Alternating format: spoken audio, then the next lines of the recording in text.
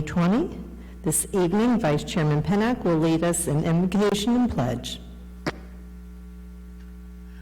Sometimes the things that we hope for and work for in life don't always turn out the way we expect, but that doesn't mean we stop fighting, because you never know where the road might lead. Nelson Mandela said, "Education is the most powerful weapon which you can use to change the world." Harriet Tubman said, "Every great dream begins with a dreamer. Always remember you have within you the strength, the patience, and the passion to reach for the stars and to change the world." And Anne Frank said, "How wonderful is that nobody need wait a single moment before starting to improve the world." Thank you to all the teachers, parents, caregivers, staff, students, community members, and everyone that has done the unimaginable. We are becoming a stronger community because of the love that we are showing to each other, and I'm beyond proud to be a part of Seminole County and the SCPS family. To the graduating class of 2020, our wish for you is to go out and to change the world. Celebrate your graduation loudly, and please share your successes with us as you conquer those mountains. Your future is way brighter than your past, and we cannot wait to see what you accomplish. From the entire school board, congratulations. Now, if you will please join me in saying the Pledge of Allegiance.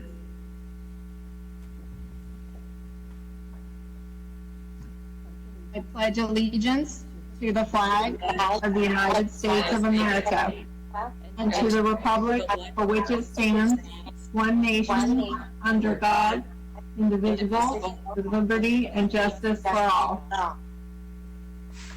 Thank you, Vice Chairman Pennock. That was lovely.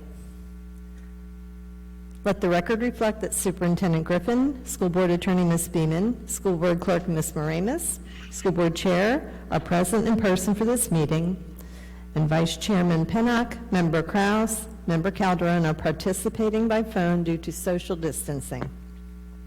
School Board members, the roll call for this evening will be as follows: Vice Chairman Pennock, Member Calderon, Member Krause, and then myself. Thank you. Dr. Griffin, do you have any agenda modifications? Madam Chair, there are no modifications this evening. Thank you. School Board members, do you have any agenda modifications? Vice Chairman Pennock. I have none. Thank you. Member Calderon. I don't, Madam Chair. Thank you. Member Krause. No, Madam Chair. Thank you, and I have no modifications. Thank you. Is there a motion to approve the agenda outline? So Motion. moved. Second. Thank you. All in favor signify by saying aye. Aye. Any opposed? Motion carries. Thank you. Dr. Griffin, do we have a presentation tonight? Yes, we do. Dr. Gard Harold is going to lead us in a review of what's taking place with distance learning, and pay real close attention to the slide that recognizes the folks who did this turnaround behind the scenes for us. Dr. Gard Harold. Good evening, school board members and Dr. Griffin. Hopefully you can hear me and see me, so we'll be in good shape. I'm going to go ahead and share my screen just so that we can get things started here. As Dr. Griffin said, I am the Director of Teaching and Learning, and I've had a distinct pleasure of working with some pretty incredible humans over the course of the last 5 or 6 weeks. I got to work with them before that, but we've revealed some new talents recently. So first off, I want to recognize the fact that while there are 5 departments on here, and these 5 departments, Student Support Services, Teaching and Learning, Assessment and Accountability, VPK, and ESOL World Languages have played a tremendous role. It has taken every single member of the superintendent's leadership team and their respective teams to make all of this happen. So we are very proud to be just one cog in the Seminole County Public Schools machine. So with that, we want to share some of the things that have been happening behind the scenes so that all of our families and teachers know who is working for them. On March the 30th, we launched 4 tiles in the teachers' portals for distance learning. We have a VPK tile, an elementary tile, a high school tile, and a middle school tile. And so each of those tiles has within it individual lessons for individual grade levels, day by day, so that all of our teachers have the support and the professional development that they need in order to be successful. So what I want to share here, and there's a lot of numbers on this slide, but I'm not going to go through all of them. this is the respective work of the VPK team led by Dr. Cummings and Dr. Jones, elementary, middle, and high, which are in teaching and learning, and also working with Mrs. Cardona and Kelly Thompson's team in assessment and accountability and ESOL World Languages. So as you look across the top, it shows that we have about 7 administrators that have worked on getting lessons ready for our teachers. It's really 5, but I have the administrators from ESOL World Languages duplicated because they've been working in K through 12. And then when you look at the number of teachers involved, we have just 36 teachers that have taken the responsibility of writing all of the lessons that our teachers are using on a daily basis. When you add up the number of teachers that they are reaching each and every week with their lesson plans and with all of the things that they need, there are over 3,700 teachers and facilitators that are accessing those lessons each week. So when we figure we have about 4,500 teachers, we're hitting a vast majority of them. Some of those that may be writing lessons of their own might be special area teachers, some of those elective teachers that have unique content. And then as of right now, we have over 60 VPK lessons, over 425 elementary lessons, 475 middle school lessons, and over 600 high school lessons that have been written. Each one is written within the parameters of what we're expecting for our teachers. So for elementary, we're thinking about an hour for language arts, an hour for math, and maybe 30 minutes for science each day. And then for secondary, those are 20 to 30-minute lessons in all of the core content areas. Also involved in all of this initiative under the leadership of Dr. Walsh and her team would be the support for our ESE students. So those students that are qualified for ESE services are still getting all of the services that they are entitled to. And so Dr. Walsh's team has 4 teachers that are modifying curriculum, 2 teachers continuing to provide support to gifted teachers and students, 4 teachers that are 4 staff members that are providing support for related services such as speech and language, occupational therapy, those sorts of things, and then also those behavioral supports, which probably for some families are more important than ever because there's a whole lot of togetherness that's happening and we want to make sure that those parents feel supported. And then finally down here at the bottom of this slide we have over 50 hours of augmentative technology support, over 300 hours of Braille translations, and then we have over 400 students that are currently receiving services through all of this initiative from the Student Support Services Department.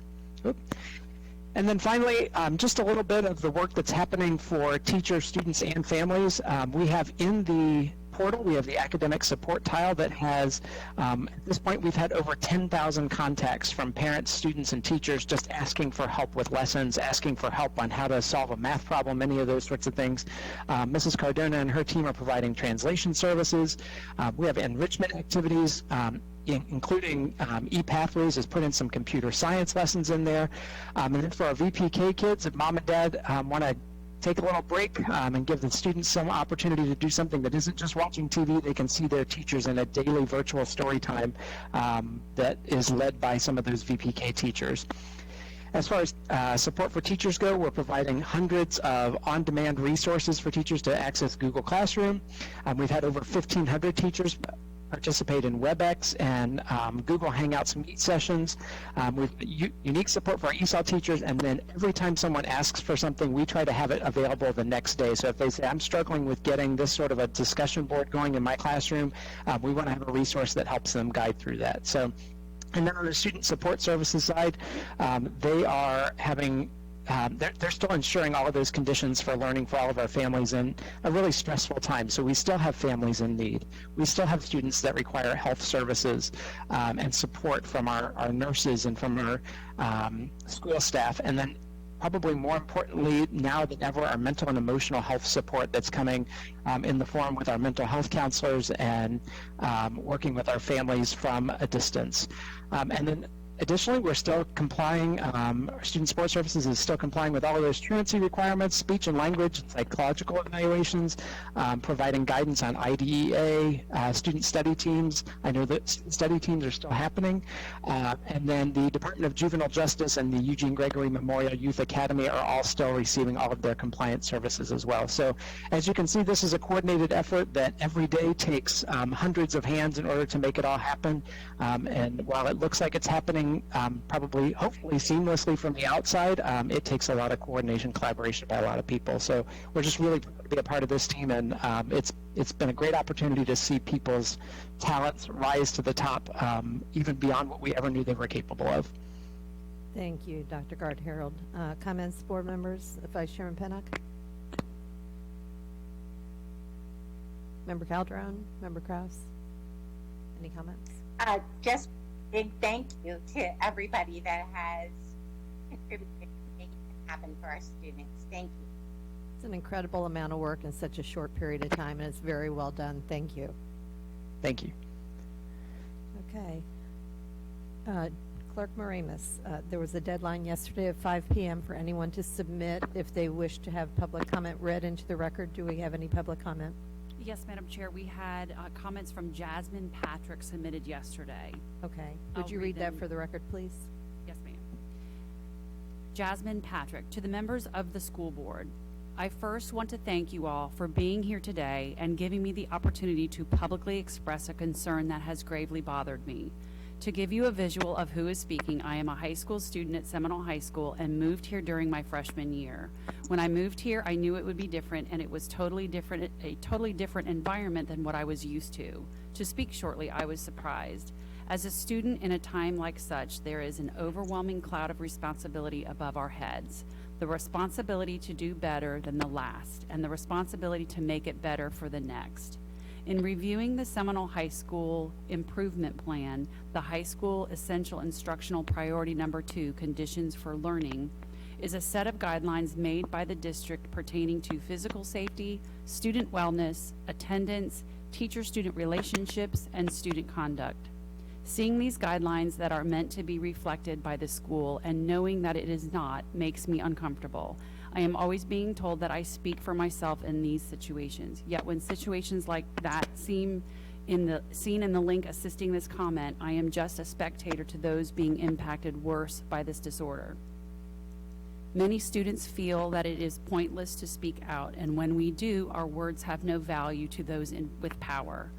When you search up the school on our browser, there is a list of recorded physical and verbal altercations that have taken place by members of staff and between students. This school has too much potential to be limited to such. And so I ask of you today in hopes of improving the grounds that will one day be labeled as my high school experience, please do the following. Do not adjust the high school essential instructional priority number 2 conditions for learning goal, but please give students the voice necessary to speak out on these issues. By identifying these issues, starting at the base of it, and giving students more opportunities to speak out on them, it will not only improve the conditions on campus, but will encourage us to be better for those who will be on campus after us. Thank you for your time and consideration. Jasmine M. Patrick. Thank you. Dr. Griffin, who will respond to Jasmine? I think we're going to have a few different people look at this. I think there's a piece of personnel, so Mr. Carnes will get it from there. But I also want Mr. Gaudreau and Dr. Rodriguez to be aware of it also, so the three of those, and then they'll get back to us. Thank you very much. I keep looking for the board members. I know, we're looking around. So odd. Dr. Griffin, next on the agenda, consent agenda, do you have a recommendation? I do. My recommendation is that the consent agenda be approved as presented. Thank you. Is there a motion to approve, board members? So moved. By Dr. Calderon, second by Ms. Krause. Correct? All in favor signify by saying aye. Aye. Any opposed? Motion carries. Thank you. There were no items removed for separate consideration. There are no student discipline hearing dispositions. There's no unfinished business. Dr. Griffin, do you have any new business? There is some new business. I'll read my recommendation and then certainly answer any questions. Thank you. My recommendation is that the School Board of Seminole County approve the Superintendent's Policy 132 report and the actions described therein. Thank you. Is there a motion to approve? So moved. Thank you, Ms. Krause. Second. Second, Ms. Second. Pennock. Thank you. Any discussion? Any questions, board members? Seeing No. no questions, all in favor signify by saying aye. Aye. Aye. Any opposed? No opposition. Thank you. Superintendent's report. All right. Items A, B, and C are read-only items, but I'd like to spend a few minutes talking about our summer school updates. Let me go ahead and pull this up here.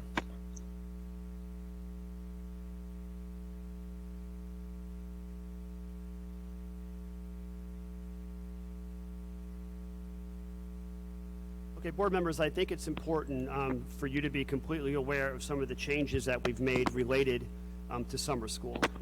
We are moving to a distance learning opportunity for our students, which is not that difficult of a change for us because, as you're aware, many of our summer school opportunities have always been through remote and distance learning. But I wanted to highlight a few of the programs because I think, I know I've been asked, and I'm sure you're being asked also, what's going on with summer school.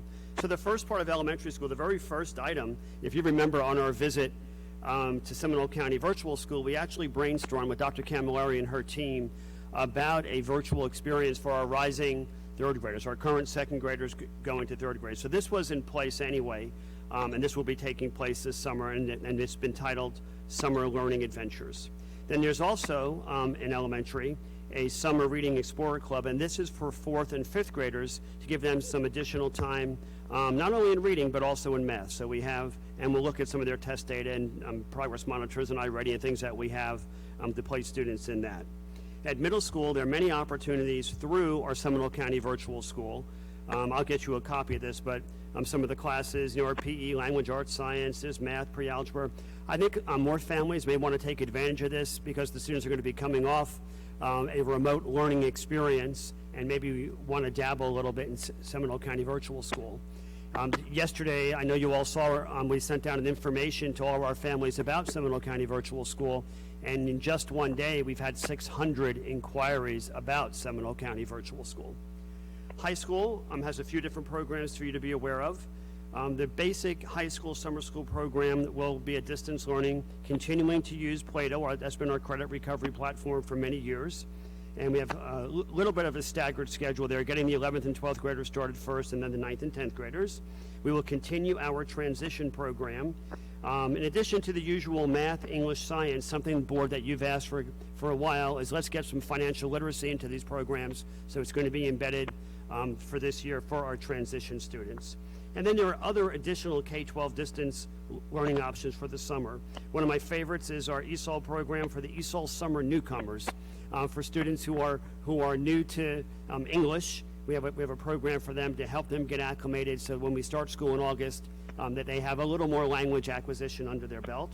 Dr. Nicola Williams will be working with our schools on preparation for advanced opportunities, whether that's AP, IB, honors, just pathways for students through preparation.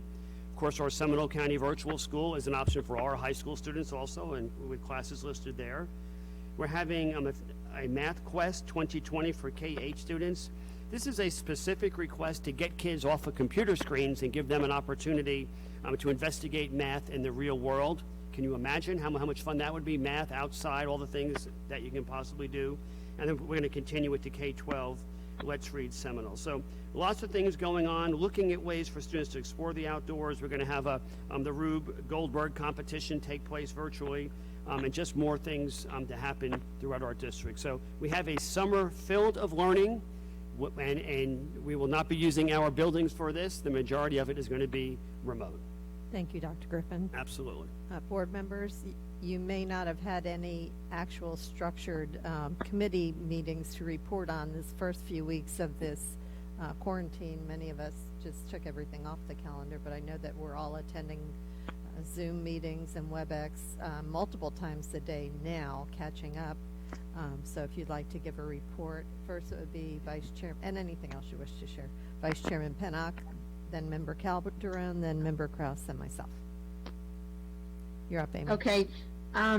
Prior to us going into school, into spring break, we did have a PSFPC meeting, and just wanted to give you an update that What is that our acronym, council. please? What is that acronym? Oh, Public School Public Facility Planning Committee. Facilities Yes. planning. Okay, sorry, I didn't mean to put you on the spot. That's no, thank you. I just didn't have it all written out. Our internal council is working with all the municipalities councils to work out some of the questions and comments that came up during the meeting. Joe is working on getting that collaboration final, and we hope to have a new or a a revised interlocal agreement towards August, September of this, October-ish of this year. So wanted to give you an update on that. Other than that, I have no other updates. Okay, thank you. Member Calderon. We've been holding our Central Florida Zoo board meetings via WebEx. So what I have to report from that standpoint is unfortunate that their busiest week of the year is always spring break, and they were mandated to be closed, so that was a lot of lost revenue. Additionally, their biggest fundraiser of the year was that following weekend, Cruise Around the Zoo, which had to be canceled. So we have applied for PPP funds and are hopeful that we can keep the zoo going. We furloughed a lot of people. PPP brought some of them back, but going forward, we're already dipping into reserves. I also sit on the Orlando Science Center, and the biggest update I have for you there, you'll remember the excitement we all had about Pompeii coming this summer as a wonderful opportunity for all of our students, and unfortunately that's been canceled because it is at its last site on the west coast of the country, and it is unable to be moved at this time. So that's another unfortunate thing for another nonprofit, great partner that we have in Seminole County Schools.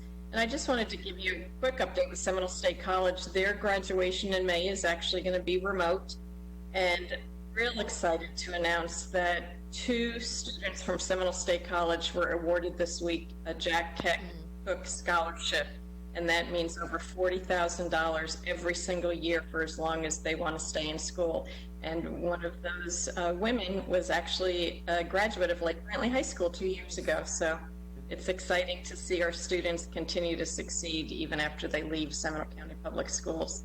And just like the rest of you, I've been attending a lot of the state chamber meetings, the state task force meetings, and local chamber meetings, and have heard and wanted to reiterate a deep appreciation and thanks for our entire team who've gone above and beyond the call of duty, but everyone in the community, our first responders, our hospital workers, and those that have been so generous at this time with their philanthropy and donating to our food pantries and families in need. We are blessed in Seminole County. I'm honored to be here with you. Thank you. Thank you. Member Krause? Yes, thank you. We had a business advisory board, I think the Thursday before spring break, and discussed that the next meeting would be in April, and it would be the election, and then we moved to this one. So we are working with School Board Attorney Beeman on setting a virtual meeting to be able to hold the elections. It's possible some may appear in person following the distance guidelines. So we'll update you at our next board meeting. And I wanted to play off of what Dr. Calderon said is I am so blessed to serve under this leadership. Dr. Griffin and the team have just shown enormous strength and grace and foresight in planning for the unknown. Our parents, I thank you for your patience and understanding, and students doing your best. We're on the home stretch now. Thank you, Chairman Almond. Thank you, Member Krause. I echo all your sentiments and truly appreciate the dedication of all of our faculty and staff and our great leadership team that we have here in this district. And I was thinking back, the last time that we were all together for an event was the Employee of the Year, which was a great celebration.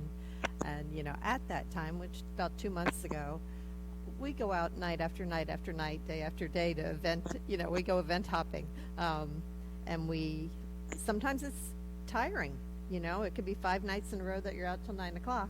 I really miss those events, and I'm sure you all do too, and miss all of us being together. I want to say happy birthday, shout out to Abby Sanchez on Thursday. We miss you being here this evening. And kudos to the Exceptional Student Support Services team under the guidance of Dr. Walsh for receiving no findings on their audit by the Florida Department of Education. That's outstanding.